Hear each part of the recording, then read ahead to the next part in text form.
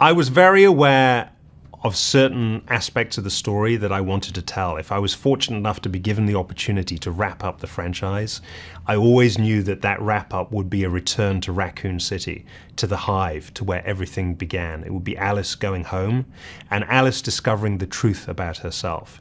The woman we met in the first movie suffered from memory loss, and she never got that memory back. So really, she is unaware of who she really is.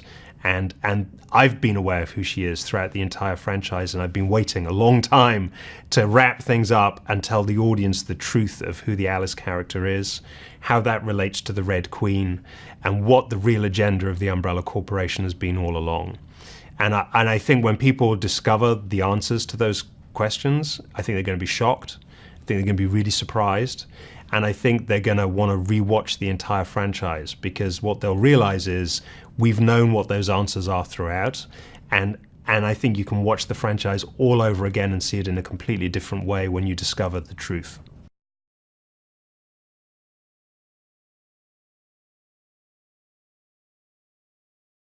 It's obviously a very bittersweet experience to kind of say goodbye to something that's been such a big part of my life for such a long time.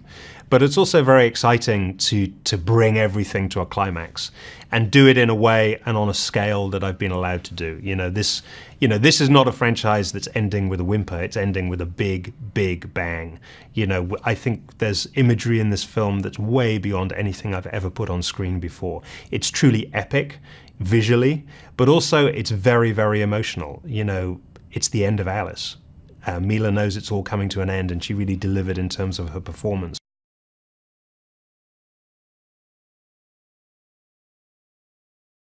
There is a giant mutated flying creature that we glimpsed at the end of the last movie that we really deliver in this film. It's one of the high points of the movie is Mila driving and being chased. It's like her versus a flying creature. It's really terrific, terrific scene. Very energized, very, very scary. And the whole movie, I don't want to give everything away, but the whole movie is peppered with creatures from the franchise. And right from the start of the franchise to the end of the video game franchise, I've taken creatures from pretty much every single one of the video games. I think this is kind of like a creature all-star movie. It's like whatever your favorite creature is, I think the chances are it's in this movie and it's popping out of somewhere unexpected to terrify you.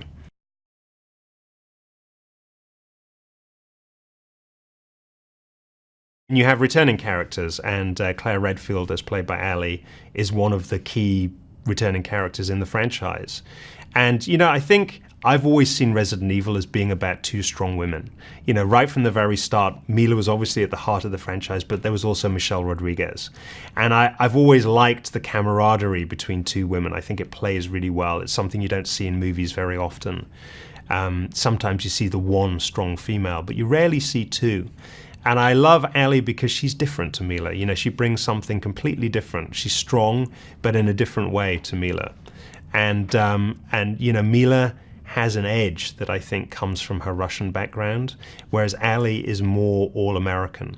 And obviously both of these women, they're in the apocalypse, they're at the end of the world, they're both hardened, but they come from different backgrounds, and I think that's very interesting when you see them interact.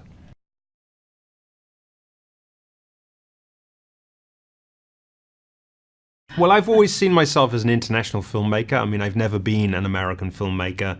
I certainly don't see myself as a British filmmaker. I've made movies that have been financed and play around the world. I've seen myself as a global filmmaker, I think, right from the very start. My very first movie with Jude Law, Shopping, it was set in the UK, but it was partly financed by a Japanese company. So I've always been very aware of my movies being watched by an international audience. And also we're dealing with the end of the world, and it's the whole world that's ending. It's not just North America. And I always feel like that should be represented, and that's why I like drawing actors from different parts of the world.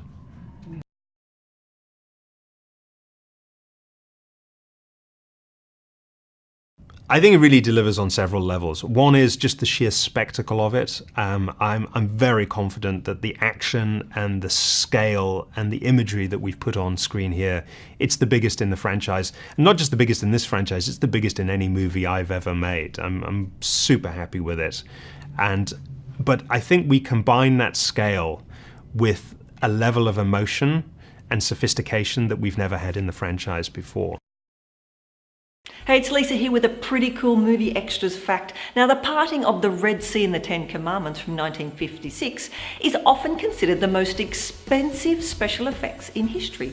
It involved matte paintings, reproduction, pyrotechnics, miniatures, water tanks, a 32-foot high dam, and 30,000 gallons of water. The parting was shot by pouring water into the tank and then playing the shot in reverse. Now keep up to date with all the latest releases by subscribing to our channel and checking the notification bell, and I'll see you next time.